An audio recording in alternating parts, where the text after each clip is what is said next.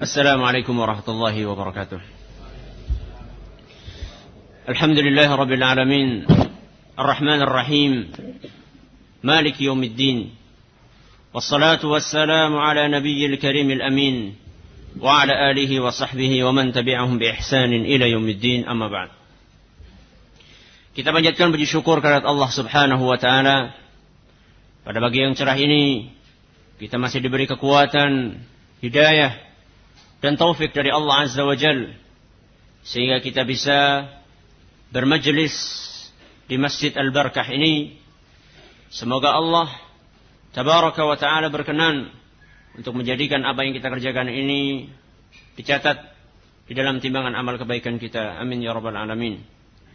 Salawat dan salam semoga selalu tersanjungkan ke Nabi besar kita Muhammad sallallahu alaihi wasallam, kepada para sahabatnya, keluarganya, dan umatnya yang setia mengikuti tuntunannya hingga hari akhir nanti. Kaum muslimin dan kaum muslimat yang kami hormati, khalifah kaum muslimin yang keempat, yaitu Utsman ibn Affan radhiyallahu taala anhu, dikisahkan seandainya beliau mendatangi pemakaman umum karena beliau berziarah, maka beliau pun menangis dan mengucurkan air mata, sampai diceritakan saking banyaknya air mata yang beliau keluarkan sampai membasahi jenggot beliau. Pada suatu hari, ada di antara orang yang hadir melihat Utsman bin Affan menangis seperti itu. Beliau bertanya, "Tadhkurul jannata wan nara wa la tabki wa tabki min hadha?" Wahai Utsman, ketika kamu mengingat surga dan neraka, kamu tidak menangis. Kenapa engkau menangis? Justru ketika engkau berada di pemakaman umum. Maka Utsman radhiyallahu taala menjawab, karena saya pernah mendengar Rasulullah sallallahu alaihi wasallam bersabda, "Innal qabra awwalu manazilil akhirah." Sesungguhnya kuburan adalah merupakan pintu pertama kita masuk ke dalam alam akhirat. Fa in naja minhu fama ba'dahu aisar. Seandainya seorang di alam kubur dia sudah selamat, maka perjalanan dia selanjutnya akan lebih mudah. Wa illam yanju fama ba'dahu ashad. Seandainya seorang di alam kubur saja dia sudah tidak selamat, maka perjalanan selanjutnya jauh lebih berat. Hadis riwayat Tirmidzi dan dihasankan oleh Syekh Al-Albani rahimahullah. Jadi inilah yang menyebabkan kenapa Utsman ibn Affan radhiyallahu anhu setiap beliau ziarah kubur selalu beliau menangis. Bahkan diceritakan sampai membasahi jenggotnya. Karena beliau sadar betul bahwasanya inilah pintu kita memasuki alam akhirat. Seandainya di pintu ini kita sudah selamat, maka insya Allah jalan selanjutnya akan lempang. Tapi seandainya di alam kubur saja kita sudah disiksa, maka perjalanan selanjutnya jauh lebih berat dan siksaannya jauh lebih pedih. Perjalanan ruh di alam kubur diceritakan oleh Rasulullah sallallahu alaihi wasallam di dalam satu hadis yang panjang yang diriwayatkan oleh Al-Bara ibn Azib radhiyallahu anhu. Dan hadis ini disebutkan oleh Imam Ahmad di dalam musnadnya dan disahihkan oleh Imam Al-Hakim dan Syekh Al-Albani rahimahumullah. Kata Al-Bara ibn Azib, pada suatu hari kami beserta Rasulullah sallallahu alaihi wasallam mengantar jenazah salah seorang sahabat dari kalangan golongan Ansar. Sesampainya kami di pemakaman, kuburan belum selesai untuk digali. Maka seluruh sahabat yang ada saat itu semuanya duduk mengelilingi kuburan yang sedang digali.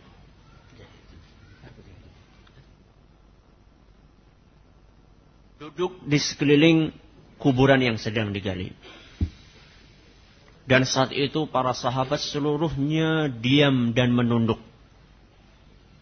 Sampai diceritakan saking tenangnya para sahabat yang ada saat itu, seandainya ada seekor burung yang hinggap di kepala salah seorang dari yang hadir di situ, maka burung itu nggak akan apa? Nggak akan terbang. Burung kan sangat apa? Sangat sensitif. Begitu dengar dikit gini langsung apa? Langsung terbang. Saking semuanya tenang di situ, seandainya ada burung yang hinggap di kepala salah seorang dari sahabat yang ada saat itu, maka burung itu nggak akan terbang. Tenang kondisinya. Yang gali-gali, yang duduk-duduk. Rasulullah Shallallahu Alaihi Wasallam memegang sebuah tongkat dan beliau mainkan di atas tanah yang ada di depannya. Tiba-tiba Rasulullah Shallallahu Alaihi Wasallam berkata, Ista'idhu billahi min azabil qabr. Wahai para sahabatku, mintalah perlindungan kepada Allah Subhanahu wa taala dari siksaan kubur. Maka saat itu para sahabat yang ada langsung berkata, Ya Allah, lindungilah kami dari siksaan kubur. Kedua kalinya Rasulullah sallallahu alaihi wasallam mengulang sabdanya lagi, Ista'idhu billahi min azabil qabr. Wahai para sahabatku, mintalah perlindungan kepada Allah dari siksaan kubur. Para sahabat menyahut, Ya Allah, lindungilah kami dari siksaan kubur. Yang ketiga kalinya Rasulullah SAW kembali mengulang. Dan para sahabat semuanya beristi'adzah kepada Allah dari siksaan kubur. Setelah itu baru Rasulullah SAW mulai bercerita tentang perjalanan ruh di alam kubur. Beliau bagi menjadi dua potong. Satu potong perjalanan tentang ruhnya orang yang beriman. Satu potong perjalanan ruhnya orang yang kafir. Kata beliau, seandainya orang yang beriman dalam keadaan sakaratul maut, dia sudah begitu rindu dengan kematian, dan dia sudah melupakan dunia, saat itu turunlah para malaikat yang berwajah putih dan cerah dari langit mengelilingi sosok tubuh orang yang beriman tadi. Begitu seluruhnya malaikat itu sudah duduk di sekeliling orang yang beriman tadi, datanglah malaikat pencabut nyawa. Malaikat pencabut nyawa tadi duduk di arah kepala orang yang beriman. Ketika malaikat pencabut nyawa duduk, dia pun berkata, Ya ayyatuhan nafsut tayyibah, ukhruji ila rahmatin minallahi wa ridwan. Wahai nyawa yang baik, keluarlah engkau dari tubuh ini menuju kepada kasih sayang dan ampunan dari Allah Subhanahu wa ta'ala. Maka dengan mudahnya nyawa tadi keluar dari tubuh orang yang beriman, diceritakan oleh Rasul sallallahu alaihi wasallam seperti mengalirnya air dari sebuah poci. Jadi kalau misalnya kita mengalirkan air itu kayak gitu keluarnya. Mudah sekali keluar. Begitu keluar dari tubuh orang yang beriman tadi, langsung dipegang oleh malaikat pencabut nyawa dan diserahkan kepada para malaikat yang berwajah putih yang mengelilingi tubuh tadi. Sekejap mata, begitu sampai di tangan para malaikat yang berwajah putih tadi, mereka langsung mengkafani nyawa tadi dengan kafan dari surga dan mereka bawa ke langit. Ketika mulai terangkat ke langit, terciumlah bau yang sangat harum. Lebih harum daripada minyak wangi yang paling harum yang ada di muka bumi. Masuk ke langit pertama. Begitu akan masuk ke langit pertama, ditanya oleh para malaikat penjaga langit pertama, Man hadha? Siapakah nyawa ini? Para malaikat yang berwajah putih itu menjawab, ini adalah ruhnya Fulan bin Fulan. Disebutkan namanya dengan nama yang paling bagus. Maka diizinkan untuk masuk ke langit pertama. Begitu mereka akan menuju ke langit yang kedua, seluruh malaikat yang ada di langit pertama, mereka ikut mengiringi nyawa tadi menuju ke langit yang kedua.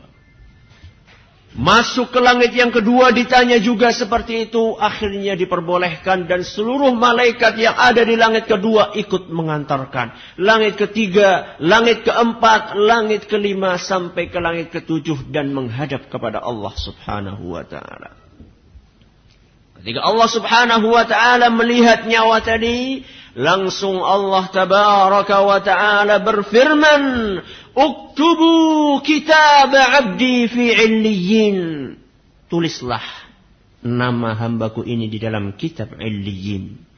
Apa kitab illiyin? Kitab yang isinya adalah nama-nama calon penghuni surga. Jadi kata Allah subhanahu wa ta'ala, tulis nama orang ini dalam kitab Illiyin, yaitu kitab yang berisi nama-nama calon penghuni surga. Ditulis. Kemudian Allah berfirman, kembalikan nyawa ini ke tubuhnya di dunia. Karena darinya lah aku ciptakan dan kepadanya lah akan aku kembalikan dan kemudian nanti aku akan angkat darinya. Dikembalikan nyawa tadi ke jasadnya. Ketika masuk ke jasadnya, datang dua orang malaikat yang bertanya, man rabbuka, siapakah Rabbmu? Dengan mudah dia menjawab, Rabb saya adalah Allah. Ditanya lagi, ma dinuka, apakah agama kamu? Langsung dijawab, agama saya adalah Islam. Man nabiyuka, dijawab lagi, nabi saya adalah Muhammad sallallahu alaihi wasallam. Begitu seluruh pertanyaan-pertanyaan tadi dijawab dengan baik, langsung terdengar suara dari langit, an sadaqa abdi, seluruh jawaban hambaku tadi sudah benar. Wa afrishu lahu baban ilal jannah, bukakan pintu ke surga. Kuburannya tadi dibukakan dari kuburannya pintu ke surga. Begitu dibukakan pintu ke surga, langsung hawa harum dan sejuk dari surga masuk ke kuburan orang tadi. Dan kuburannya dibuat oleh Allah subhanahu wa ta'ala seluas mata memandang. Ketika dia sedang merasakan nikmatnya alam kubur, tahu-tahu datang seseorang yang berwajah begitu tampan. Pakaiannya bagus, baunya harum. Maka orang beriman tadi bertanya, man anta? Siapa kamu? Kayaknya wajah kamu itu pertanda baik. Kata orang tadi, ana amalukas salih. Saya adalah amal soleh yang dulu kamu kerjakan ketika kamu di dunia. Begitu mendengar seperti itu, langsung orang yang beriman tadi, ya Rabbi aqimis sa'ah, wahai Allah segeralah datangkan hari kiamat. Karena dia sudah begitu rindu ingin masuk ke dalam surga. Sampai di sini selesai ceritanya orang yang beriman. Kemudian Rasulullah sallallahu alaihi wasallam melanjutkan kisahnya orang yang kafir.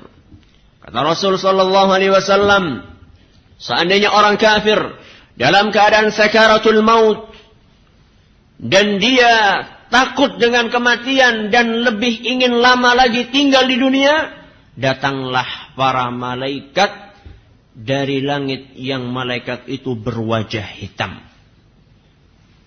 Semuanya duduk mengelilingi orang tadi.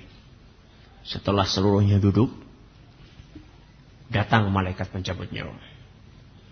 Duduk di arah kepalanya, begitu duduk dia langsung membentak orang kafir tadi dan berkata, ya ayyatuhan nafsul khabithah, wahai nyawa yang buruk, ukhruji ila ghadabin minallahi wa sakhat, keluarlah kamu dari tubuh ini menuju kepada kemurkaan Allah subhanahu wa ta'ala. Nyawa yang sudah sampai di tenggorokan tinggal keluar. Begitu mendengar teriakan dari malaikat pencabut nyawa, langsung nyawa tadi berlarian masuk lagi ke dalam tubuh. Tidak mau keluar. Karena dia merasa takut. Disuruh keluar, tapi menuju ke mana? Menuju kepada kemurkaan Allah subhanahu wa ta'ala. Karena tidak mau keluar, maka malaikat pencabut nyawa tadi mencabut nyawa orang tadi dengan paksa. Diceritakan seperti besi yang ada jeruji-jerujinya dimasukkan ke dalam kapas yang basah, ditarik seperti itu. Susah nariknya. Tapi akhirnya dicabut. Begitu dicabut dari nyawa orang kafir, dari tubuh orang kafir tadi, langsung diberikan kepada malaikat yang berwajah hitam. Begitu sampai di tangan para malaikat yang berwajah hitam, langsung dikafani dengan kain kafan yang sangat kasar dan dibawa ke langit. Begitu dibawa, diangkat ke langit, terciumlah bau yang sangat busuk dari nyawa orang kafir tadi. Lebih busuk daripada bau bangkai yang paling busuk yang ada di muka bumi. Dibawa ke langit pertama. Begitu dibawa ke langit yang pertama, mau masuk ke langit yang pertama ditanya, "Man hadha? Siapakah ini?" "Hadha fulan ibnu fulan." Ini adalah nyawanya fulan bin fulan dengan nama yang paling buruk. Begitu dengar bahwasanya adalah nyawanya orang kafir, maka langsung ditolak. Tidak boleh masuk ke langit yang pertama, apalagi sampai ke hadapan Allah subhanahu wa ta'ala. Begitu ditolak, langsung dilemparkan ke muka bumi, sambil Allah subhanahu wa ta'ala berfirman, "Uktubu kitab abdi fi sijjin." Tulislah nama hambaku ini di dalam kitab sijjin. Apa kitab sijjin? Apa kitab sijjin? Kebalikannya kitab Iliyin. Apa? Kitab yang isinya adalah apa? Calon-calon penghuni apa? Neraka. Ditulis di dalam kitab sijjin. Kemudian langsung nyawa tadi dikembalikan ke tubuhnya. Begitu dikembalikan ke tubuhnya, datang dua orang malaikat membawakan pertanyaan yang serupa seperti yang ditanyakan kepada orang yang beriman. Man rabbuka, siapa Rabbmu? Man nabiyuka, siapa nabimu? Ma dinuka, apa agamamu? Dan seluruh pertanyaan-pertanyaan tadi dijawab, la adri. Saya nggak tahu. Ditanya siapa Rabb kamu, saya nggak tahu. Ditanya apa siapa nabimu, dijawab saya nggak tahu. Ditanya apa agamamu, saya nggak tahu. Begitu ditanya seperti itu dan tidak bisa menjawab, langsung terdengar suara dari langit, an afrishu lahu baban ilan nar. Bukakan pintu baginya ke neraka. Begitu pintu dibuka, langsung menghembus hawa panas dari neraka ke dalam kuburan orang tadi. Dan bukan hanya menghembus bau busuk dan panasnya neraka, tapi nerakanya tadi juga diperes oleh Allah subhanahu wa ta'ala sampai tulang belulangnya masuk satu sama lainnya. Ketika dia sedang merasakan sakit yang sedemikian rupa, datanglah seorang yang sangat buruk mukanya, baunya sangat busuk, dan pakaiannya compang-camping. Ingin menamani orang tadi. Maka ditanya, "Man anta? Siapakah kamu? Wajah kamu pertanda kesialan." Maka langsung orang yang berwajah buruk tadi menjawab, "Ana amalukas sayyi." Ana adalah dosa-dosa yang dulu kamu kerjakan ketika kamu di dunia. Begitu mendengar seperti itu, dia berkata, "Ya Rabbi, la tuqimis sa'ah." Wahai Rabbi, janganlah engkau datangkan hari kiamat. Karena dia tahu, kalau misalnya datang hari kiamat, maka siksaannya jauh lebih kejam daripada siksaan yang dia alami di alam kubur. Itu adalah kisah perjalanan ruh di alam kubur, dan itulah yang menyebabkan Utsman ibnu Affan radhiyallahu taala anhu setiap ziarah kubur selalu apa? Selalu menangis. Yang jadi pertanyaan, gimana caranya supaya kita bisa selamat dari siksaan kubur? Bagaimana caranya supaya kita bisa mendapatkan kenikmatan-kenikmatan yang ada di alam kubur?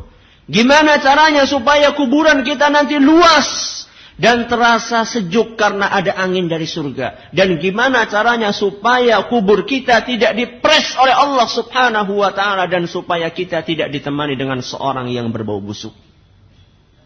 Jawabannya adalah materi pengajian kita kali ini, agar amalan kita berbuah manis. Kita perlu beramal.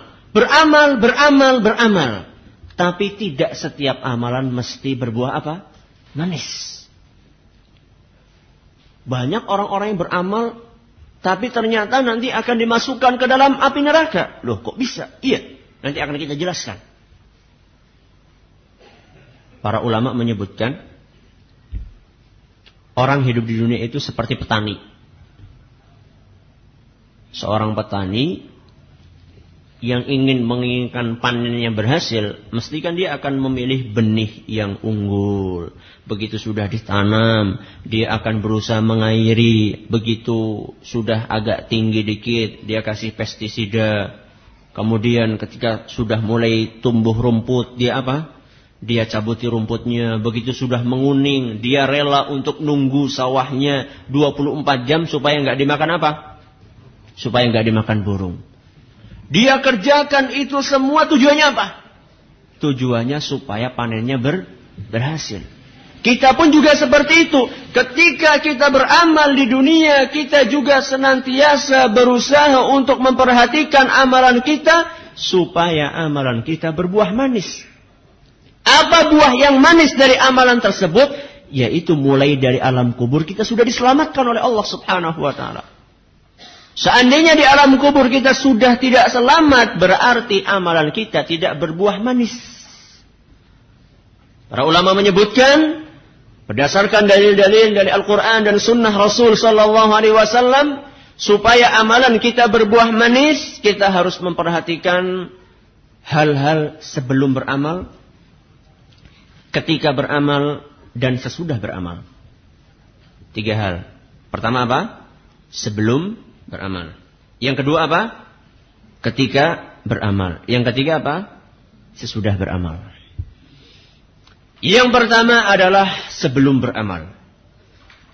Apa yang harus kita perhatikan? Mungkin ada yang tahu? Hah? Niat. Selain niat apa? Ikhlas. Selain ikhlas apa? Hah? Ittiba. Selain ittiba. Enggak apa-apa, dijawab aja. InsyaAllah keliru pun enggak disuruh push up. Apa kira-kira? Ilmu, selain ilmu. Sebelum beramal. Ini yang terkadang dilupakan oleh kita semua. Disebutkan oleh Syekhul Islam Ibnu Taimiyah rahimahullah. Yang perlu kita perhatikan sebelum beramal adalah memperbesar rasa tawakal kepada Allah. Apa? Memperbesar rasa tawakal. Kenapa? Jawabannya adalah kenapa? Kenapa kok kita harus memperbesar rasa tawakal? Jawabannya, karena manusia adalah makhluk yang lemah.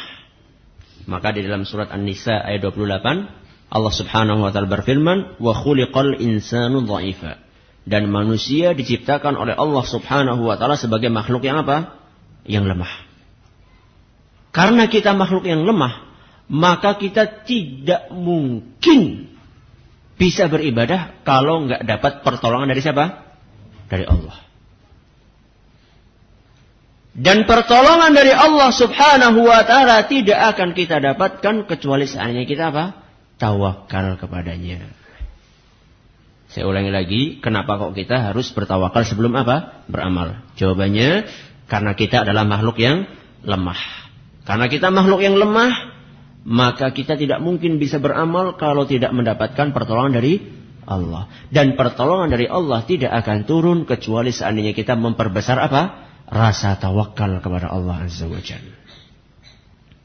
Bukti bahwasannya atau contoh nyata bahwasannya seorang itu tidak mungkin bisa beramal kalau tidak mendapatkan bantuan dari Allah. Sebagai ilustrasi saja, ada 2 orang yang sama-sama miskin. Sama-sama penghasilannya nggak menentu. Sama-sama rumahnya gedek. Sama-sama sehari makan, sehari tidak.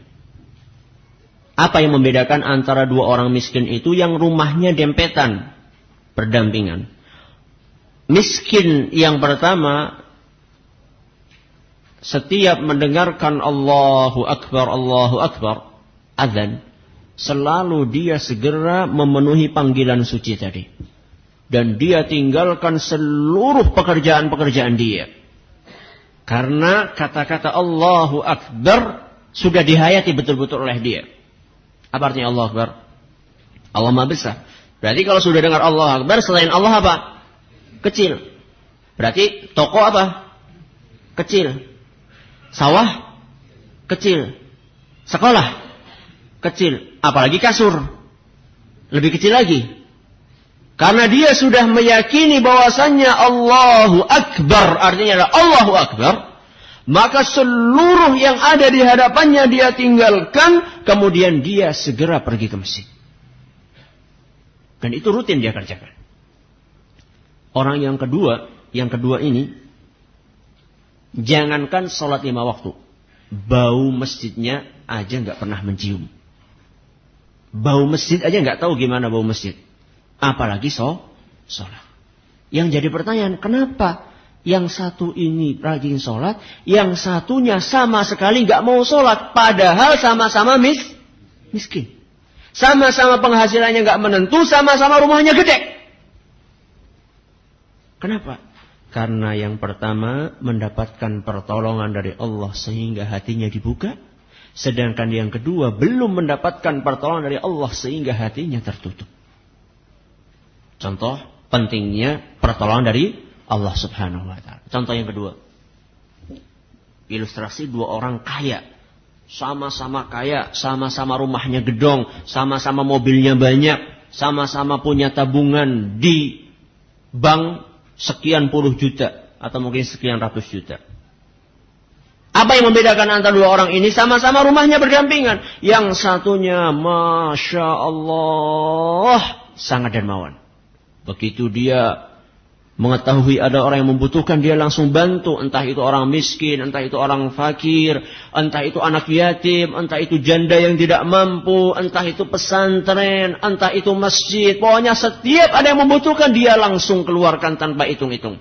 Karena dia meyakini bahwasannya para malaikat setiap hari berdoa, Allahumma a'ti munfiqan khalafa wa a'ti mumsikan talafa.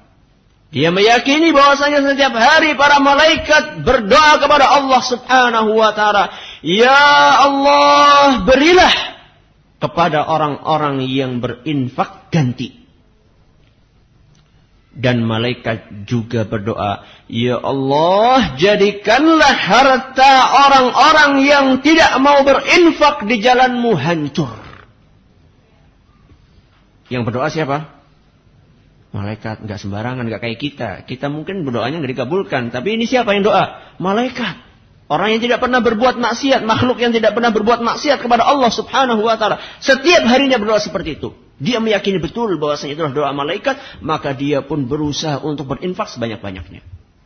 Yang pertama. Tetangganya, sampingnya, subhanallah, pelitnya minta ampun. Untuk mengeluarkan 1000 perak aja beratnya minta ampun. Dia pikir anak punya tabungan 100 juta. Kalau dikeluarkan 1000 perak, nanti tinggal 99 juta 999 ribu. Jadi nggak mantap lagi. Jadi nggak 100 juta lagi. Untuk mengeluarkan 1000 perak saja beratnya minta ampun. Kenapa? Padahal sama-sama rumahnya gedong, sama-sama punya mobil mewah, sama-sama punya tabungan ratusan juta. Jawabnya, karena yang pertama mendapatkan pertolongan dari Allah sehingga hatinya apa? Dibuka oleh Allah Azza wa Jal. Orang yang kedua hatinya belum dibuka karena dia belum mendapatkan pertolongan dari Allah. Ini pentingnya tawakal. Jadi kita nggak mungkin bisa menghadiri pengajian seperti ini kalau tidak mendapatkan pertolongan dari Allah Subhanahu wa taala. Dan kita mustahil bisa melakukan sholat 5 waktu dan rela untuk mengeluarkan sebagian dari rezeki yang Allah berikan kepada kita kalau kita tidak dibantu oleh Allah Subhanahu wa taala. Ini perlu kita camkan di hati kita masing-masing sebelum kita beramal. Terutama sebelum Ramadan yang kemarin, seharusnya diingatkan bahwasanya kita tuh nggak mungkin bisa puasa sebulan penuh kalau misalnya nggak ada bantuan dari Allah Subhanahu wa taala. Kita nggak mungkin bisa sholat tarawih, tidak mungkin bisa berzakat, berinfak, bersedekah, berhaji dan seterusnya kalau tidak mendapatkan pertolongan dari Allah, dan pertolongan dari Allah Azza wa Jalla tidak mungkin bisa diberikan kecuali seandainya kita memperbesar rasa tawakal kita kepada Allah Subhanahu wa taala. Ini yang harus kita perhatikan sebelum apa? Beramal. Adapun ketika beramal, itu insya Allah jamaah sekalian atau kebanyakan dari jamaah sekalian sudah mengetahui. Yaitu harus memenuhi 2 hal. Yang pertama adalah apa? Ikhlas. Yang kedua adalah mencontoh apa yang diajarkan oleh Rasulullah Sallallahu Alaihi Wasallam. Ini ketika beramal. Ikhlas dan mencontoh apa yang diajarkan oleh Rasul Sallallahu Alaihi Wasallam. Sampai-sampai sebagian ulama atau banyak dari ulama, di antaranya adalah Imam Ibnu Katsir rahimahullah, menyebutkan bahwasannya 2 hal inilah merupakan 2 syarat diterimanya amalan seorang hamba. Seandainya ada salah satu syarat yang tidak terpenuhi, maka amalan itu nggak akan diterima. Kata Imam Ibnu Katsir di dalam tafsirnya, jilid 1 halaman 385, fa inna lil 'amalil mutaqabbali syartaini. Sesungguhnya amal yang diterima itu ada 2 syaratnya. Ahaduhuma an yakuna khalisan lillahi wahdah. Yang pertama harus ikhlas semata karena Allah. Wal akharu an yakuna shawaban muwafiqan lisyari'ah. Yang kedua harus persis dengan apa yang diajarkan oleh syariat. Kalau seandainya salah satu dari 2 syarat ini tidak terpenuhi, maka amalan itu akan ditolak. Kata beliau, "Famata kana khalisan wa lam yakun shawaban lam yutaqabbal." Seandainya ada orang yang ikhlas tapi dia amalannya tidak benar, enggak nyontoh apa yang diajarkan oleh Rasulullah SAW, maka tidak akan diterima. Kebalikannya kata beliau, wa amma in kana al-'amalu muwafiqan lisyari'ati fi as-surati adh-dhahirah walakin lam yukhlis 'amiluhu al-qasda lillah fa huwa aidan mardudun 'ala fa'ilihi. Seandainya ada seorang yang beramal dengan suatu amalan yang persis dengan apa yang diajarkan oleh Rasul sallallahu alaihi wasallam, sayangnya dia itu enggak ikhlas, maka amalannya juga akan ditolak. Saya akan bawakan 2 contoh yang memperjelas kurangnya salah satu dari 2 syarat ini. Contoh yang pertama akan saya bawakan contoh suatu amalan yang sesuai dengan tuntunan Rasul sallallahu alaihi wasallam tapi enggak ikhlas. Ada orang yang sholat zuhur, mulai dari takbiratul ihram sampai salam, persis dengan apa yang diajarkan oleh Rasul sallallahu alaihi wasallam. Mulai dari cara takbirnya, cara rukuknya, cara sujudnya, bacaannya, semuanya seperti apa yang diajarkan oleh Rasul sallallahu alaihi wasallam. Tapi sayangnya sholatnya itu tidak karena mengharapkan ridha dari Allah. Kebetulan dia sholat di musola perusahaan. Yang sholat di sampingnya bos perusahaannya. Biasanya kalau sholat di rumah itu patas. Begitu yang sholat di samping dia bosnya, jadinya apa? Biasanya dia kalau sholat di rumah itu patas. Nggak nyampe 5 menit, sholat zuhur yang 4 rakaat bisa apa? Bisa selesai. Tapi begitu sholatnya di sampingnya ada bosnya, maka sholatnya jadi pos biasa. Bisa sampai 1/4 jam nggak selesai-selesai. Orang-orang yang seperti ini seandainya dia di dalam relung-relung hatinya sama sekali tidak ada harapan untuk mencapai ridha dari Allah dari salatnya, tapi semata-mata hanya karena ingin mendapatkan pujian dari bosnya tadi, mulai dari takbiratul ihram sampai salam, maka salatnya itu tidak akan diterima oleh Allah. Alasannya apa? Karena enggak ikhlas. Kata Allah Subhanahu wa taala dalam surat Al-Furqan ayat 23, "Wa qadimna ila ma 'amilu min 'amalin faja'alnahu haba'an manthura." Dan akan kami datangkan amalan orang-orang yang ketika di dunianya itu tidak dipenuhi dengan keimanan dan keikhlasan, kemudian akan kami jadikan amalan itu debu yang berterbangan. Na'udzubillahi min dzalik. Jadi orang-orang yang seperti itu amalannya akan hilang seperti debu. Dan bahkan bukan hanya akan habis amalannya, tapi juga orang-orang tersebut akan dijebloskan ke neraka pertama kali. Di dalam satu hadis yang diriwayatkan oleh Ibnu Hibban dan aslinya ada di dalam Sahih Muslim, Rasulullah sallallahu alaihi wasallam bersabda, "Awwalu man tusa'aru bihimun naru yaumal qiyamati thalathah." Orang yang pertama kali dibakar di api neraka ada berapa? Ada 3. Yang pertama, ghaniyun sakhi. Yang pertama adalah orang kaya yang sangat dermawan. Yang kedua adalah apa?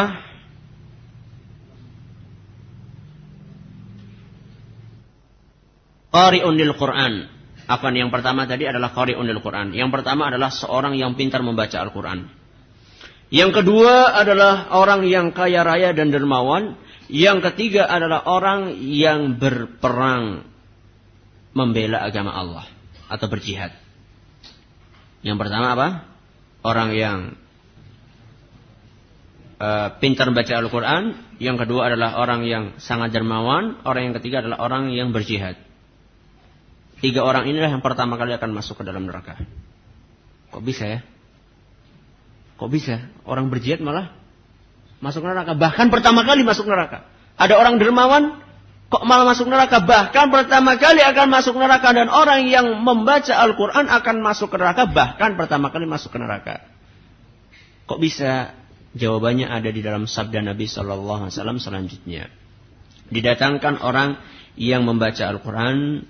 Dan ditanya oleh Allah Subhanahu wa ta'ala, "Wahai fulan, kamu sudah saya jadikan pintar membaca Al-Quran.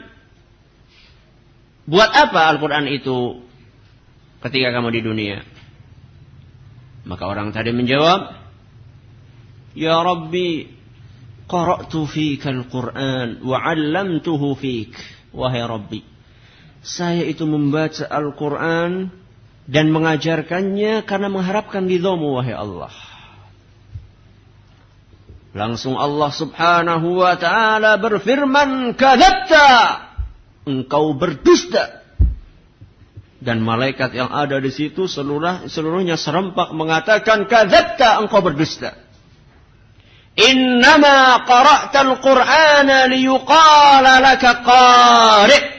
Sesungguhnya engkau dulu membaca Al-Quran ketika di dunia adalah supaya engkau itu dibilang qari yang terkenal. Waqad qil. Dan itu sudah kamu dapatkan. Didatangkan orang yang kedua, orang yang rajin apa? Yang bersedekah. Seorang dermawan.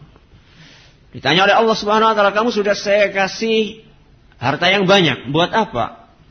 "Wahai Allah, saya jadikan harta itu untuk berinfak, menjalin tali silaturahim dengan para saudara-saudara saya dan orang-orang yang tidak mampu." Maka kata Allah Subhanahu wa ta'ala, "Kadzabta, engkau berdusta." Dan para malaikat yang ada di situ juga semuanya berteriak, "Engkau berdusta. Innama anfaqta, sesungguhnya engkau itu berinfak liyuqala laka sakhi, supaya kamu itu mendapatkan gelar seorang yang sangat dermawan." Sudah didatangkan orang yang ketiga. Siapa? Mujahid, orang yang berjihad di jalan Allah. Ditanya oleh Allah, "Kenapa kamu terbunuh berperang?" "Wahai Allah, saya terbunuh karena saya ingin membela agamamu, wahai Allah." Allah pun berfirman, kadzabta, engkau berdusta, dan para malaikat juga berkata dengan perkataan yang serupa. Kemudian kata Allah Subhanahu wa taala, innama qatalta liyuqala huwa jari'un wa qad qil. Sesungguhnya engkau berperang adalah supaya engkau mendapatkan gelar sang pemberani, dan itu sudah kamu dapatkan. Akhirnya 3 orang itu langsung pertama kali dijebloskan kemana? Ke neraka. Wal'iyadzubillah. Ini kurang 1 syarat. Tidak ikhlas. Susah ya? Susah ya mau masuk surga ya? Iya susah. Kalau mau masuk neraka gampang. Makanya kata Rasul sallallahu alaihi wasallam, huffatil jannatu bil makarih. Sesungguhnya jalan menuju ke surga itu diliputi dengan hal-hal yang berat. Emang mau masuk surga berat, enggak gratis masuk surga itu. Wa huffatin naru bisyahawat, dan kalau jalan menuju ke surga itu diliputi dengan hal-hal yang enak. Jadi kalau mau masuk ke neraka gampang aja, enggak usah sholat, enggak usah puasa, enggak usah ngaji, enggak usah apa-apa, langsung nanti apa? Lempeng aja masuk ke mana? Ke neraka. Enggak usah susah-susah kalau masuk neraka. Tapi kalau masuk surga itu yang susah. Mau beramal, beramalnya harus sesuai dengan tuntunan Rasul sallallahu alaihi wasallam. Udah kayak gitu harus ikhlas. Enggak ikhlas masuk ke neraka. Enggak sesuai dengan tuntunan Rasul juga masuk neraka. Susah. Emang susah. Enggak ada yang namanya surga itu gratis. Ini contoh orang yang beramal kurang syarat ikhlas. Contoh yang kedua adalah orang yang beramal kurang syarat, enggak nyontoh apa yang diajarkan oleh Rasul sallallahu alaihi wasallam. Ada orang sholat zuhur, ikhlas banget mulai dari takbiratul ihram sampai salam. Ikhlas betul-betul karena Allah. Tapi sholat zuhurnya 5 rakaat. Berapa rakaat? 5. Ketika ditanya, kenapa ente sholat 5 rakaat? Kalau 4 rakaat pahalanya dikit. Anak pengennya lebih banyak lagi. Berapa? 5 rakaat. Kalau 4 rakaat kan pahalanya cuma 4. Anak 5 rakaat pahalanya 5. Lebih banyak kan daripada itu. Diterima enggak amalnya? Hah? Enggak. Kenapa? Karena enggak nyontoh apa yang diajarkan oleh Rasul sallallahu alaihi wasallam. Jadi niat yang benar aja enggak cukup. Tapi harus nyontoh apa yang diajarkan oleh Rasulullah sallallahu alaihi wasallam. Orang-orang yang beramal dengan amalan-amalan yang dia ikhlas di dalamnya, tapi dia tidak nyontoh apa yang diajarkan oleh Rasul sallallahu alaihi wasallam, maka amalannya akan ditolak. Sebagaimana sabda Nabi sallallahu alaihi wasallam dalam Sahih Muslim, "Man 'amila amalan laisa 'alaihi amruna fahuwa rad." Barang siapa yang melakukan suatu amalan yang tidak ada tuntunannya dariku, maka amalannya akan ditolak. Dan bukan hanya ditolak, tapi dia juga akan dijebloskan oleh Allah Subhanahu wa taala ke dalam neraka. Sebagaimana firman-Nya surat Al-Ghasyiyah ayat 3 sampai 4, amilatun nasibah. Lanjutannya apa? Tasla naran hamiyah. Amilatun nasibah artinya adalah orang-orang itu beramal dengan amalan yang membuat dia capek. Saking banyaknya amal yang dikerjakan sampai dia capek ketika di dunia. Apa ganjarannya? Ganjarannya tasla naron hamiyah, akan dijebloskan ke dalam api neraka yang menyala-nyala. Subhanallah. Orang beramal amalannya banyak dan saking banyaknya sampai dia capek, kok malah masuk ke mana? Masuk ke neraka. Berarti ada yang keliru. Apa? Enggak nyontoh dengan apa yang diajarkan oleh Rasulullah sallallahu alaihi wasallam. Maka jadilah kita seorang muslim yang kritis. Kalau misalnya ada orang yang ngajarkan gini-gini, kerjakan gini, tanya, ada dalilnya enggak? Qur'annya ada enggak? Hadisnya ada enggak? Kalau ada hadisnya sahih enggak? Kita hidup di dunia cuma sekali. Kita hidup di dunia cuma sekali. Jangan sampai kita melakukan suatu amalan-amalan yang ternyata kita udah capek banget, akibatnya malah masuk ke dalam neraka. Misalnya diajarin, kamu baca Ya Latif, Ya Latif, Ya Latif 1000 kali. Ntar kamu gak akan kelihatan sama orang. Ilmu menghilang.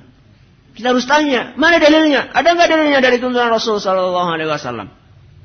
Kalau ada hadisnya dan hadisnya sahih, sami'na wa ata'na. Tapi kalau misalnya gak ada hadisnya, cuma itu akal-akalan orang saja, maka afwan saja. Bilang aja sorry ya, ana gak mau. Hidup ana di dunia cuma sekali. Ana pengen amalan ana berbuah manis di sisi Allah subhanahu wa ta'ala. Jadi seorang muslim, jadilah seorang muslim yang kritis. Gak usah takut. Misalnya ada orang yang isi pengajian, tanya, Ustaz, tadi Ustaz mengatakan kayak gini. Apa dalilnya? Gak apa-apa tanya, asal sopan. Gak apa-apa tanya kepada Ustaz. Dan tidak perlu takut kepada Ustaz. Asal tanyanya sopan. Gak apa-apa tanyakan. Jadi jadilah seorang muslim yang kritis. Karena kita hidup di dunia cuma sekali. Kita koreksi amalan-amalan yang kita kerjakan selama ini. Jangan-jangan amalan yang kita kerjakan itu gak ada tuntunannya dari Rasul Sallallahu Alaihi Wasallam. Ini poin ketika beramal. Adapun sesudah beramal yang perlu kita perhatikan ada dua. Apa itu? Ada yang tahu? Berdoa. Yang lain? Tidak riya. Tidak riya tadi ketika beramal, ikhlas. Tidak ujub. Istiqomah. Ada lagi? Muhasabah. Pintu masih dibuka, silakan. Tidak menyebut-nyebut. Ada lagi? Kita sesudah beramal sebagaimana disebutkan oleh Syekhul Islam diperintahkan untuk memperbanyak dua hal. Yang pertama istighfar. Yang kedua adalah hamdalah. Istighfar yang mengucapkan astagfirullah. Yang kedua adalah hamdalah. Ini sudah beramal. Kalau kita jeli, kita habis sholat, pertama kali yang diperintahkan baca apa? Astagfirullah. Orang dia mungkin bisa bertanya, astagfirullah itu kan saya memohon ampunan kepada Allah. Istighfar kan orang yang melakukan perbuatan dosa. Orang melakukan maksiat kan istighfar kan. Ini kok malah sesudah sholat, malah kita diperintahkan untuk apa? Istighfar. Emangnya sholat maksiat? Ya enggak, jelas sholat adalah merupakan satu amalan yang sangat mulia. Tapi yang jadi pertanyaan, sesudah kita melakukan ibadah yang sangat mulia, kenapa kok malah kita diperintahkan untuk istighfar? Siapa yang tahu?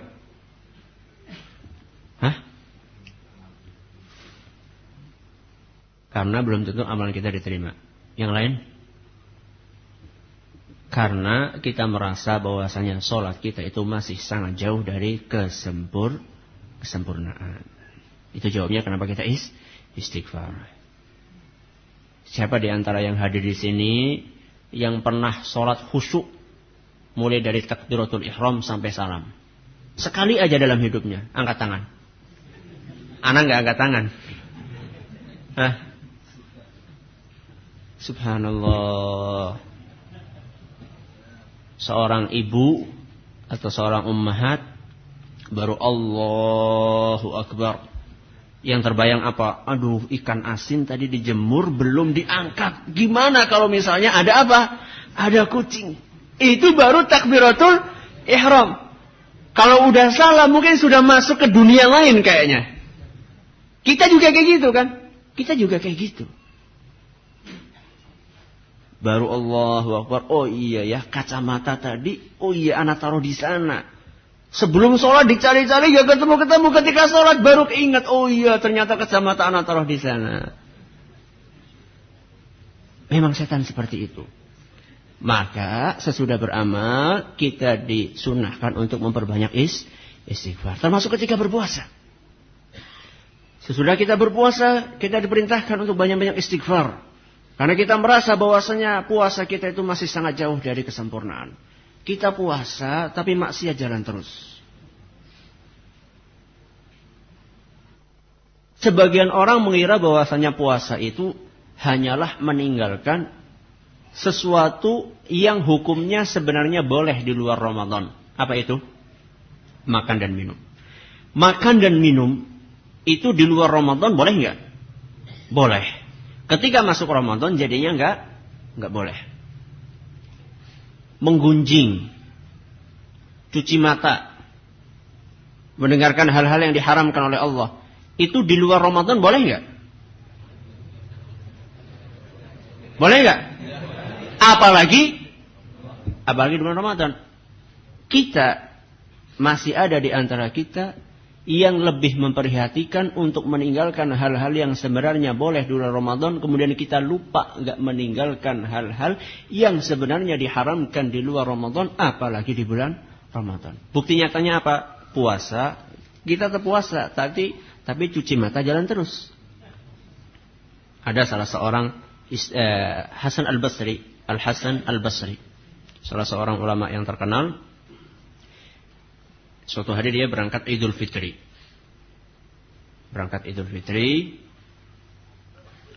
Ketika dia pulang dari Id, dia langsung ditanya sama istrinya, "Wahai Al-Hasan,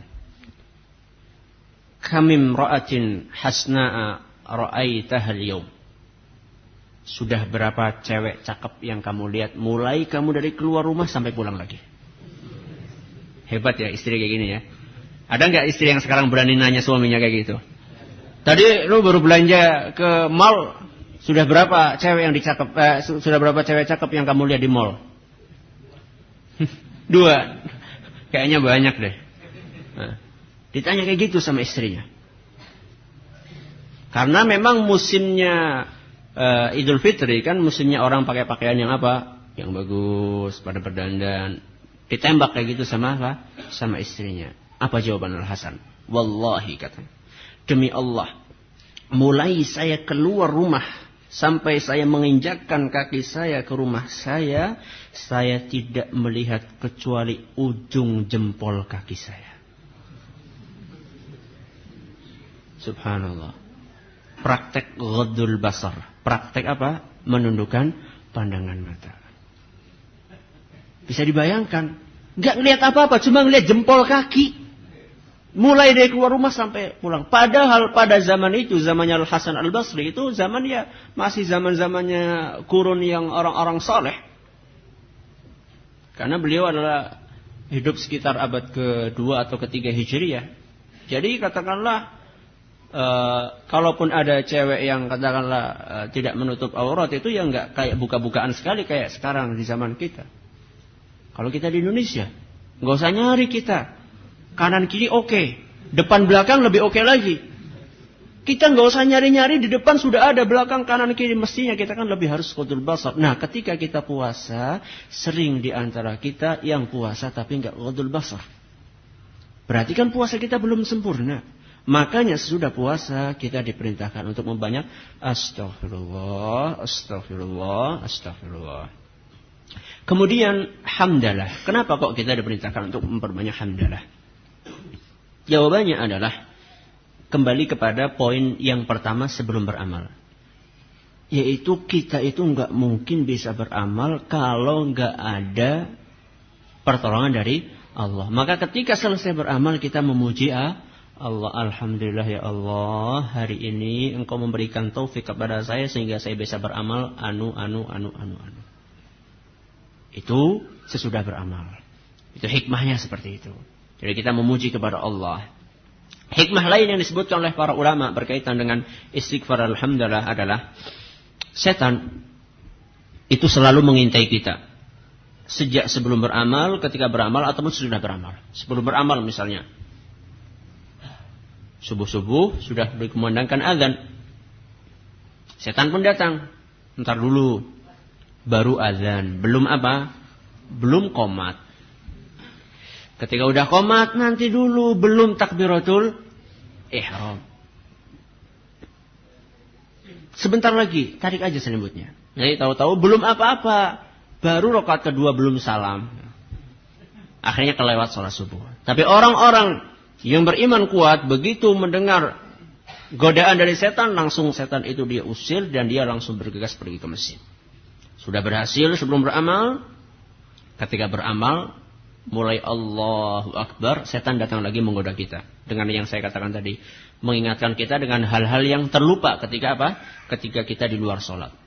Seandainya kita termasuk orang-orang yang beriman, kita usir setan, kemudian kita berhasil sholat, selesai dengan ikhlas dan sesuai tuntunan Rasul SAW dengan khusyuk, setan gak berhenti, dia datang lagi. Nah, setan datang apa? Dia bilang, Masya Allah, kamu tuh orangnya soleh banget. Tetangga-tetangga masih pada tidur jam-jam segini, kamu udah ke masjid. Masya Allah, nggak ada deh orang yang sesoleh kamu. Timbul apa? Sombong. Timbul ujub, rasa takjub. Nah, untuk memecahkan virus atau mematikan virus takjub ini, caranya adalah memperbanyak istighfar dan hamdalah. Begitu ada virus setan tadi masuk, supaya kita sombong, kita langsung astagfirullah, astagfirullah, astagfirullah. Ngapain saya sombong? Lawang amalan juga masih gini-gini aja, apa yang disombongkan? Ngapain sombong? Lawang sholat juga masih nggak khusyuk, puasa juga masih gini-gini aja, sedekah juga masih sering riya. Ngapain saya sombong? Astagfirullah, astagfirullah, astagfirullah. Termasuk hamdalah. Alhamdulillah, ana tuh bisa melakukan seperti ini adalah karena semata-mata pertolongan dari Allah. Ngapain saya sombong? Gak ada gunanya saya sombong. Karena saya bisa melakukan semua bukan karena kemampuan diri pribadi saya. Tapi karena adanya pertolongan dari Allah. Alhamdulillah, alhamdulillah, alhamdulillah. Ini adalah kiat supaya amalan kita berbuah manis. Semoga kita semua termasuk orang-orang yang berhasil memenuhi kiat-kiat tersebut. Atas segala kurangan kami mohon maaf yang sebesar-besarnya. Wallahu ta'ala a'lam. Ada pertanyaan, silahkan. Khotal Islam, para pendengar Radio Roja, kita memasuki sesi tanya jawab dari pembahasan agar amalan berbuah manis bersama Ustaz Abdullah Zain Hafidhullah. Kita simak berikut ini. Dulu baru bertawakal, bagaimana Ustaz dengan yang kita pahami selama ini kan kita berikhtiar dulu baru bertawakal, ini sebelum ini bagaimana? Iya. Tawakal dengan ikhtiar itu adalah dilakukan secara bersamaan. Jadi sambil berusaha sambil bertawakal.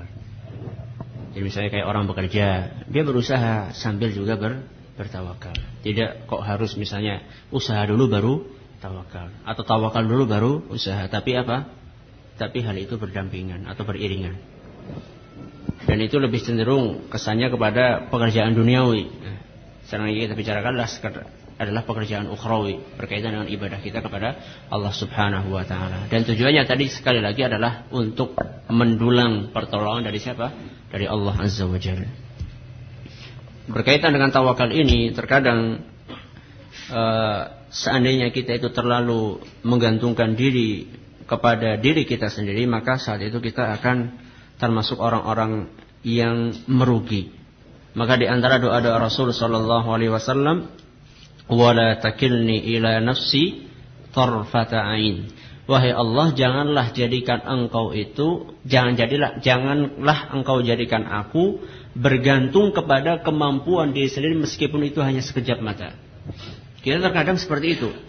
Dalam beramal ataupun entah amal untuk akhirat ataupun dunia, terkadang kita terlalu terlalu menggantungkan diri dengan kemahiran kita. Seperti seorang pedagang yang dia berkata, ana berhasil ini karena ana S1, SE, sarjana apa?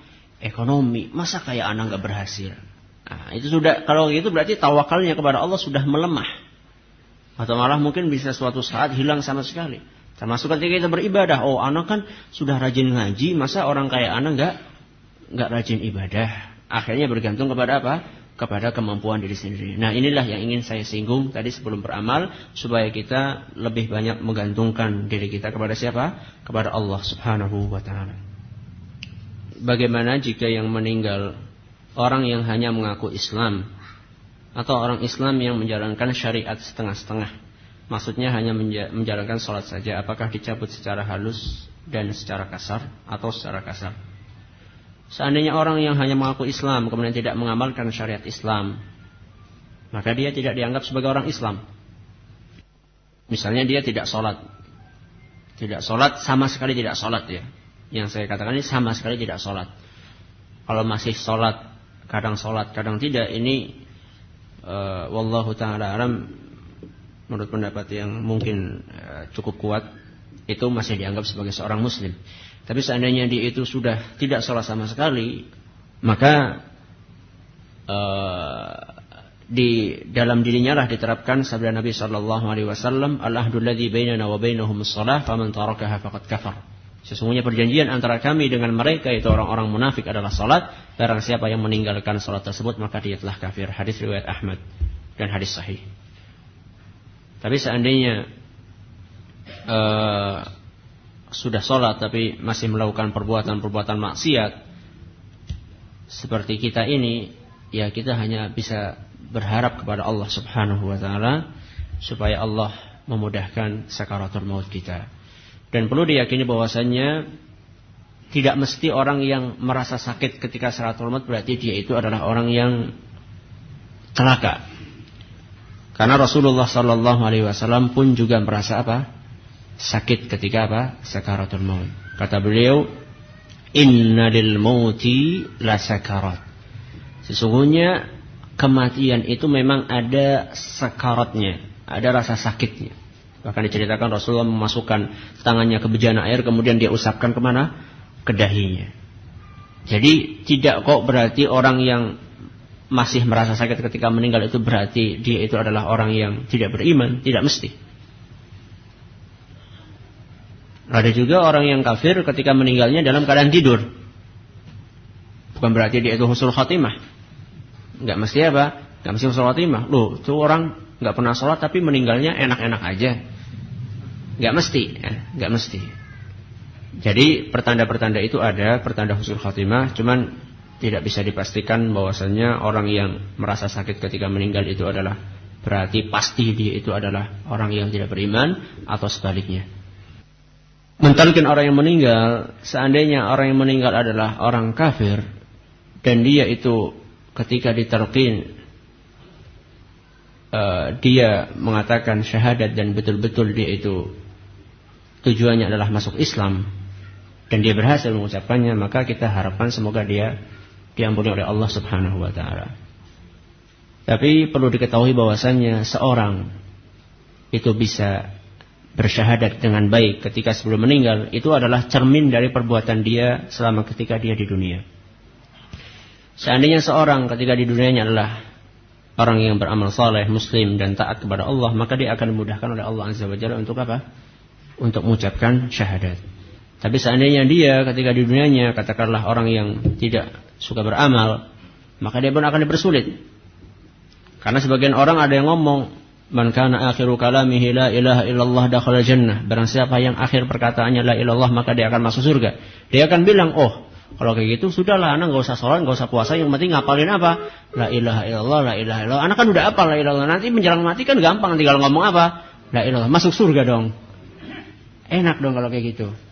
Jadi seorang itu, akhir seorang itu merupakan cermin dari selama dia hidup. Seandainya seorang hanya sekedar mengucapkan dengan lisannya, kemudian hatinya tidak meyakini, maka itu pun tidak dianggap sebagai tahlil yang sempurna. Karena kalimat la ilaha illallah bukan semata-mata ucapan dengan lisan, tapi harus ada realisasinya dari mana? Dari batin seseorang.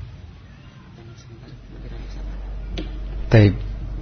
Ikhwatal Islam, a'azanillah iyyakum. Kita buka sesi tanya jawab dari pendengar radio.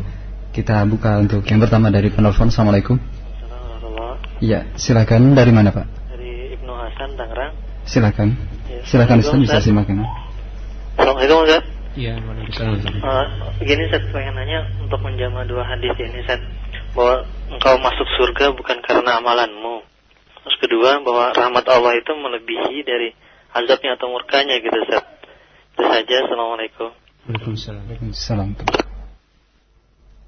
Yang dimaksud dengan engkau masuk surga bukan karena amalanmu, maksudnya adalah bukan sebagai ganti dari amalan kamu. Jadi kita masuk surga bukan sebagai ganti dari amalan kita. Karena amalan kita itu sangat jauh sekali seandainya akan dijadikan sebagai ganti dari apa? Dari surga. Karena kita meyakini bahwasanya amalan kita itu sangat kurang. Adapun maksud hadis yang selanjutnya bahwasanya kita amalan itu adalah salah satu penyebab kita masuk surga, itu adalah amalan sekedar sarana untuk masuk ke dalam surga, dan itu tanpa adanya rahmat dari Allah tidak akan masuk surga. Jadi ba yang di hadis yang pertama adalah babul iwad, bab ba dalam bahasa Arab ada babul iwad, yaitu yang menunjukkan bahwasanya amalnya sebagai pengganti, sebagai imbalan dari amalan adalah masuk surga. Itu tidak bisa. Tapi kalau seandainya ba yang selanjutnya itulah dianggap sebagai sarana untuk seseorang masuk ke dalam surga, dan itu jelas karena kasih sayang dari Allah Subhanahu wa taala. Wallahu taala. Baik, kita angkat berikutnya dari penelpon kembali. Assalamualaikum. Waalaikumsalam warahmatullahi wabarakatuh. Silakan Ibu. Ustadz, assalamualaikum. Ana mau tanya, Ana di rumah ada ibu mertua yang sakit. Beliau itu ada tumor otak ya.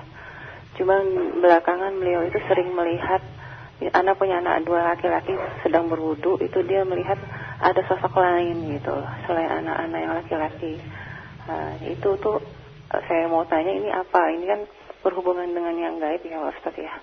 Terus untuk mentalkim ibu mertua ini supaya istiqomah gitu, kira-kira apa yang harus kami lakukan anak-anaknya Ustaz? Jazakumullah khairan. Assalamualaikum warahmatullahi wabarakatuh. Waalaikumsalam. Terima kasih. Silakan. Yang pertama masalah penampakan. Bisa jadi itu adalah sekedar ilusi.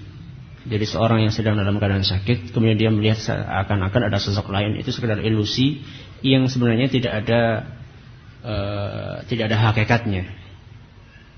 Kemudian yang kedua, ibu dari penanya kata istilah orang itu memiliki indera keenam. Itu istilah saja, tapi sebenarnya itu enggak benar. Itu bukan kelebihan, tapi adalah kekurangan. Seandainya seorang bisa melihat sosok makhluk halus. Seandainya memang itu makhluk halus, maka caranya adalah sang ibu atau ibu Anda, ibu penanya itu sering-sering dibacakan Al-Quran, diruqyah. Syukur-syukur kalau misalnya ibu tadi bisa membaca Al-Quran sendiri, itu lebih baik. Usahakan bisa mengkhatamkan surat Al-Baqarah sekian hari sekali. Kemudian juga diperintahkan supaya banyak-banyak zikir pagi dan zikir sore, jangan sampai terlewat. Dengan seperti itu insya Allah nanti penampakan-penampakan atau gangguan-gangguan itu akan menghilang dengan sendirinya. Adapun caranya bagaimana supaya bisa husnul khatimah? Caranya ya berusaha terus menjaga salat 5 waktu dan juga membersihkan akidah. Usahakan meskipun dalam kondisi sakit bagaimanapun, seandainya masih bisa untuk melakukan salat, maka tetap harus melakukan salat meskipun hanya dengan isyarat.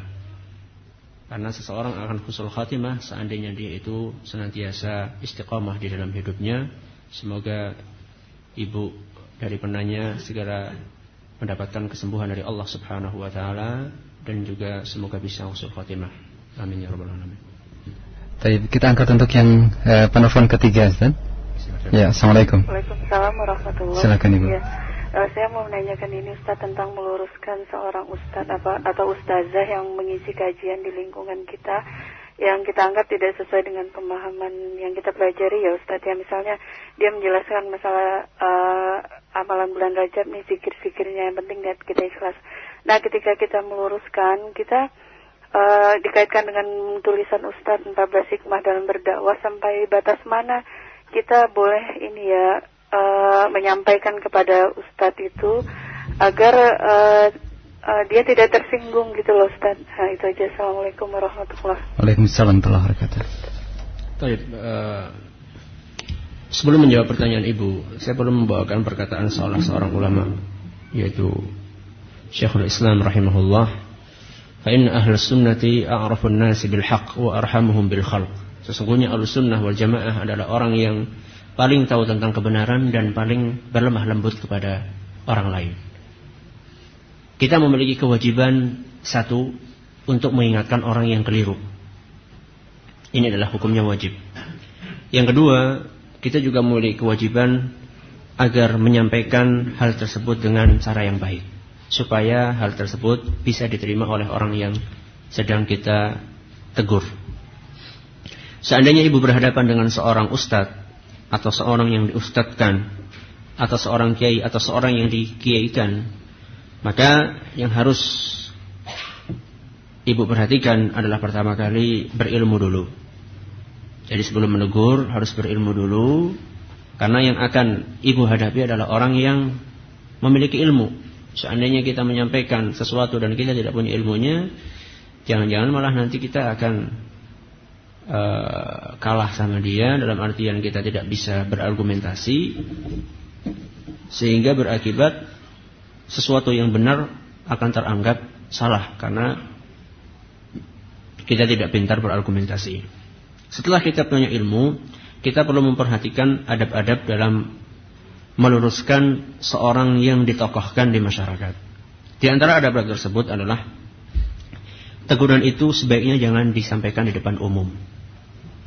Artinya di dalam pengajian itu sebaiknya jangan saat itu disampaikan di depan umum.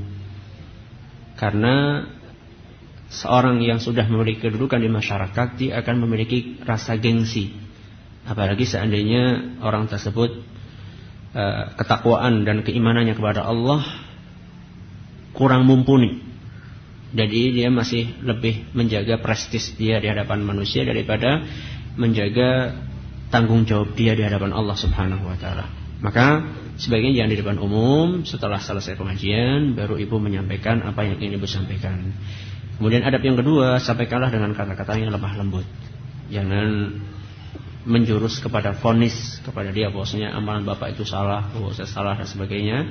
Sampaikan saja, sepengetahuan saya itu amalan yang benar kayak gini, dalilnya ini. Yang ketiga, jangan lupa mendoakan ustaz tersebut atau ustazah tersebut, semoga beliau menerima apa yang ibu sampaikan. Wallahu taala a'lam. Ya, kita berikan kesempatan untuk jemaah di Masjid Al-Hikmah ya. Ya, silakan. Tolong beritahukan tentang cara menghadirkan khusyuan dalam sholat. Allah musta'an. Sampai yang ngomong juga susah untuk khusyuk. Tapi kita akan menyampaikan bahwasannya khusyuk adalah merupakan salah satu hal yang pertama kali akan dicabut dari muka bumi. Kata Rasulullah SAW, sampai-sampai engkau dapatkan dalam suatu masjid orang yang sholat tidak ada satupun di antara jamaah yang masjid itu khusyuk. Itu sudah dikabarkan oleh Rasulullah SAW 14 abad yang lalu. Tapi bukan berarti kemudian kita pasrah. Ya sudahlah kalau gitu gak usah khusyuk. Mau udah dikasih tahu sama Rasul gak akan khusyuk, ya enggak. Itu adalah yang pertama kali dicabut. Caranya yang pertama adalah berusaha untuk memahami apa yang kita baca ketika kita sholat. Ana pernah ketemu dengan seorang teman lama berkunjung ke rumah Ana, dan dia sholat zuhur bersama Ana dan di samping Ana. Ketika sholat, dia itu menangis bercucuran air matanya. Dan dia memejamkan mata sambil menangis pokoknya. Sudah sholat, Ana tanya, gimana kamu tadi sholat gini? Terus jawabannya, Ana itu supaya bisa nangis ketika sholat, Ana itu mengingat kuburan ketika sholat. Mengingat apa? Mengingat kuburan. Mengingat kuburan ketika sholat. Apakah ini adalah resep untuk khusyuk? Seandainya ayat yang dibaca tentang kuburan, kemudian ingat kuburan, gak masalah. Tapi ketika yang dibaca surat Al-Fatihah ingatnya ke kuburan, ya gak pas lah. Jadi resep pertama supaya kita bisa khusyuk adalah kita berusaha memahami apa yang kita baca. Mulai dari takbir sampai salam. Misalnya Alhamdulillahirabbil alamin, segala puji bagi Allah. Kenapa kita memuji Allah? Karena Allah Ar-Rahman Ar-Rahim. Karena Allah Maha Pengasih lagi Maha Penyayang. Betapa Allah itu sangat sayang kepada kita. Maksiat yang kita kerjakan begitu banyak, tetap saja Allah memberikan rizki yang begitu banyak kepada kita. Itu kan Ar-Rahman Ar-Rahim. Maliki Yaumiddin. Allah adalah merupakan satu-satunya raja pada hari kiamat.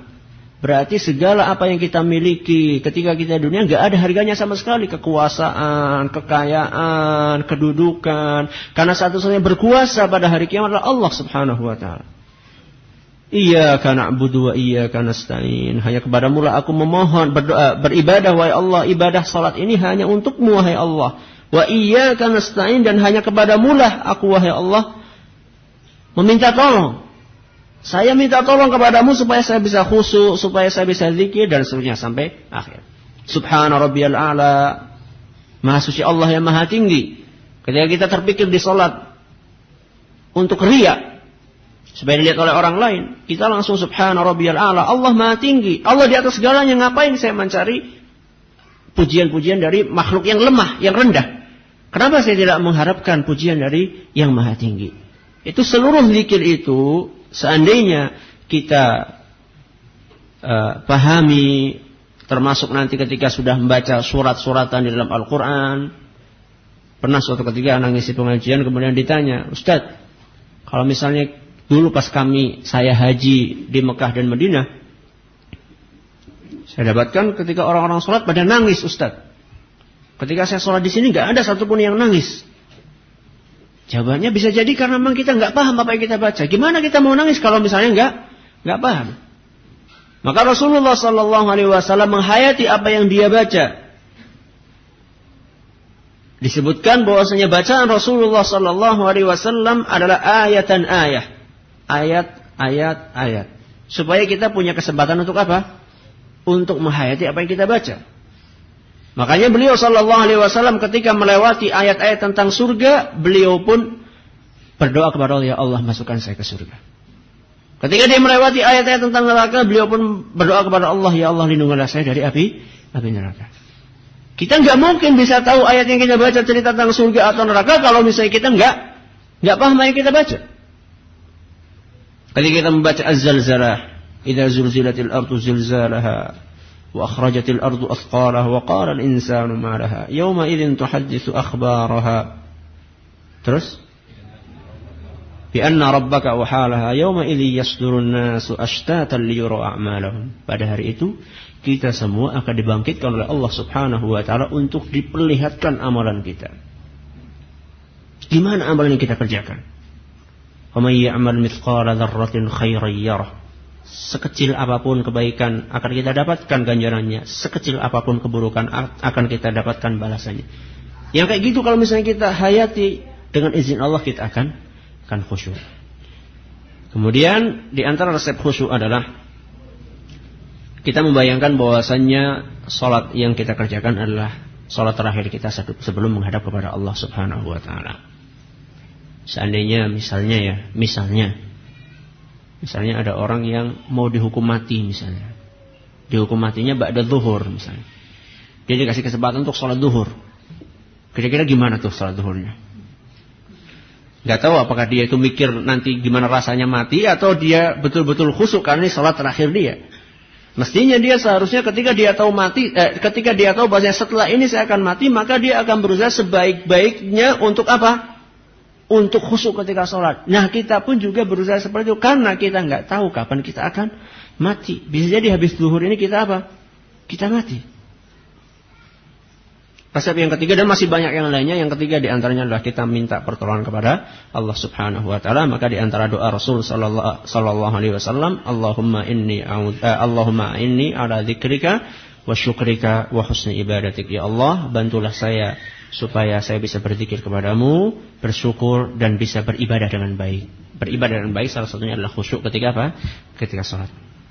Bolehkah puasa Syawal diselang-seling seperti 1 hari puasa dan 1 hari berbuka, atau 2 hari puasa 2 hari berbuka? Jawabannya boleh insyaallah, dan tidak harus selalu berurutan. Meskipun kalau memang bisa berurutan itu lebih baik supaya tidak tertinggal. Ana hanya mampu beribadah yang sesuai dengan tuntunan sekian-sekian, jauh dari orang yang beriman yang tadi dikisahkan. Apakah Anda bisa masuk surga pada akhirnya? Tuntunan sekian-sekian ini maksudnya gimana?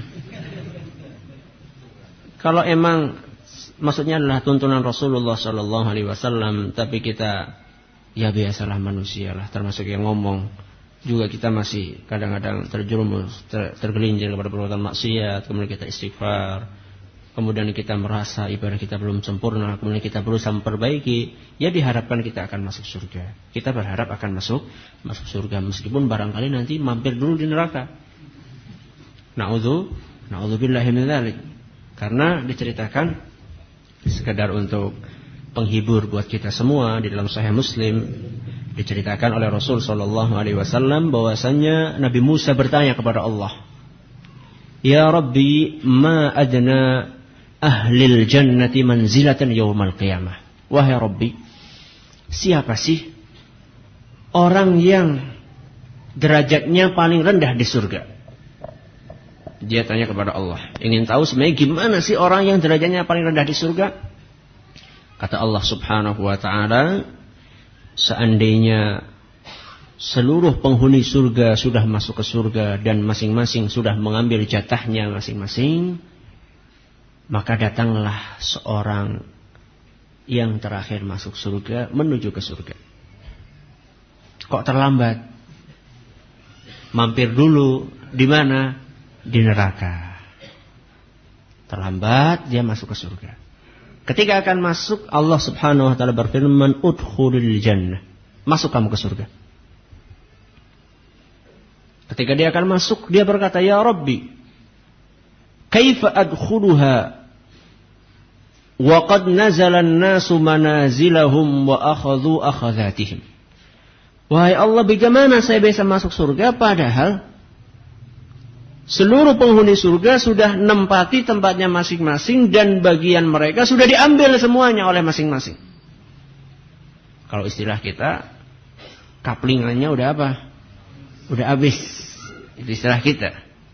Jadi dia kira mungkin kaplingan di surga itu terbatas.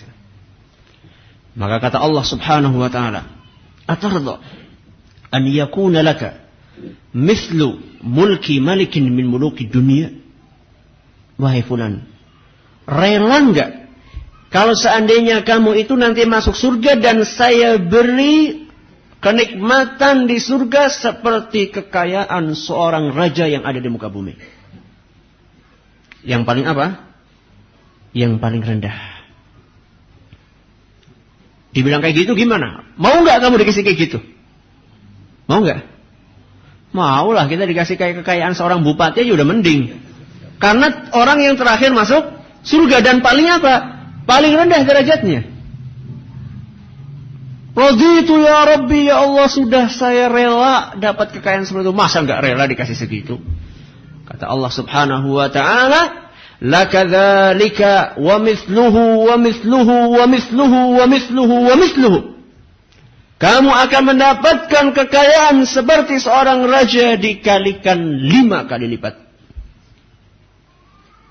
Gimana? Mau enggak? Raditu ya Rabbi, ya Allah, sudah wahai Allah, saya nerima dengan apa yang kamu berikan. Belum cukup. Atau Allah Subhanahu wa ta'ala, lakadzalika wa asyaratu amsalihi. Kamu akan mendapatkan itu semua dikalikan 10 kali lipat. Allahu Akbar. Derajat yang paling apa? Yang paling rendah di surga. Maka tidak perlu putus asa. Kita bagaimanapun juga jangan sampai kita putus asa. Kita berusaha dalam beribadah itu memadukan antara 3 hal. Yang pertama adalah rasa takut, yang kedua adalah rasa harap, yang ketiga adalah rasa cinta. Kata Ibnu Qayyim rahimahullah, 3 hal ini adalah ibarat sayap dan ibarat kepala seekor burung. Sayap kanan adalah ibarat cinta, sayap kanan adalah ibarat rasa takut, sayap kiri adalah ibarat rasa harap, kepala adalah ibarat rasa cinta. Jadi kita beribadah kepada Allah karena takut akan siksaannya, karena mengharap surganya, dan karena cinta kita kepada Allah Subhanahu wa ta'ala. Seandainya salah satu dari 3 hal ini timpang, ada yang kurang, maka akan timpang juga jalan kita. Misalnya kita terlalu rasa takutnya terlalu tinggi, akhirnya kita apa? Akhirnya kita menjadi putus asa. Wah, kayaknya Allah nggak akan ngampuni dosa saya karena dosa saya sudah terlalu banyak. Akhirnya dia putus asa. Kalau misalnya rasa harapnya terlalu tinggi, akhirnya dia bermudah-mudahan. Dia akan mengatakan, Allah kan Maha Pengampun. Begitu berdosa, nyantai aja, Allah kan Maha Pengampun. Begitu, kamu tuh gimana sih? Biasa, Allah itu ampunannya sangat luas. Kita nggak apa-apa, jadi apa? Penghuni surga yang paling rendah nggak apa-apa. Kan dapat kekayaan seperti itu. Jadi nggak ada rasa takut sama sekali. Padahal 1 hari di neraka seperti apa? 1000 tahun. Di dalam ayat lain disebutkan 50.000 tahun. Bagaimana kalau misalnya kita nyantai aja, nanti di neraka juga cuma sehari. Sehari itu 1000 tahun. Dan siksaan yang paling ringan, sebagaimana disebutkan dalam hadis Bukhari dan Muslim, Inna ahwana ahli nari adzaban yaumal qiyamah. Sesungguhnya orang yang siksaannya paling ringan pada hari kiamat. La rajulun yudha'u fi akhmasi qadamaihi jamratan min nar. Seseorang yang di bawah kedua telapak kakinya diletakkan bara api. Yaghli minhuma dimaghuh. Yang akan mengakibatkan otaknya mendidih. Ma yara anna ahadan ashadda minhu adzaban. Orang yang disiksa dengan siksaan seperti itu mengira bahwasanya tidak ada siksaan yang lebih kejam daripada siksaan yang dia alami. Wa innahu la ahwanuhum adzaban. Padahal itu adalah siksaan yang paling ringan. Itu kalau terlalu dibesarkan rasa harapnya. Juga jangan sampai kita itu lupa untuk menunjukkan rasa cinta kita kepada Allah. Jadi kita beribadah kepada Allah bukan semata-mata karena takut surga, karena takut nerakanya, karena masuk ke surga, tapi juga sebagai wujud rasa cinta kita kepada Allah. Karena Allah sudah memberikan begitu banyak pemberiannya kepada kita, maka rasa cinta itu kita ungkapkan dengan beribadah dengan baik kepadanya. Atas segala kekurangan kami mohon maaf yang sebesar-besarnya. Subhanakallahumma wa bihamdika asyhadu an la ilaha illa anta astaghfiruka wa atubu ilaik. Sallallahu ala nabiyyina Muhammadin wa ala alihi wa sahbihi ajma'in. Wassalamu alaikum warahmatullahi wabarakatuh.